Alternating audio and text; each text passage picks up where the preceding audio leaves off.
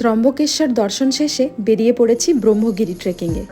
এই সেই ব্রহ্মগিরি যেখানে গৌতম এবং গৌতমী তপস্যা করেন এবং তাদের তপস্যায় তুষ্ট হয়ে এখানে মহাদেব সাথে ব্রহ্মা এবং বিষ্ণু একসাথে বিরাজ করছেন ত্রম্বকেশ্বর মন্দিরে, আর সাথে পাঠান মা গোদাবরীকে এই অঞ্চলের জলাভাব দূর করতে। সেই উৎসস্থল দেখতেই যাচ্ছি আমরা পাহাড়ের চূড়ায় 3 কিলোমিটার ট্রেকিং করে, আর সেই চূড়ায় পৌঁছেই পেলাম দমকা হাওয়া সাথে মুষলধারে বৃষ্টি। মহারাষ্ট্রের প্রাকৃতিক সৌন্দর্যকে যেন আরও কাছ থেকে দেখার সুযোগ পেলাম এই ট্রেকে এসে। যাই হোক, ব্রহ্মগিরি মন্দিরে গিয়ে দর্শন করলাম গোমুখের, যেখান থেকে প্রবাহিত হচ্ছে মা গোদাবরী।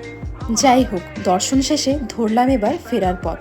ব্রহ্মগিরি ট্রেকিংয়ে গিয়ে প্রকৃতির যে রূপ দেখেছিলাম তা সত্যিই জন্ম জন্মান্তরে ভুলিবার মতো নয়। আর ছত্রপতি শিবাজির বানানো এইসব সিঁড়ি এবং রাস্তাগুলি মহারাষ্ট্রের প্রতিটি ট্রেককে যেন আরও অ্যাডভেঞ্চারাস করে তুলেছে। আজ এই পর্যন্তই। হর হর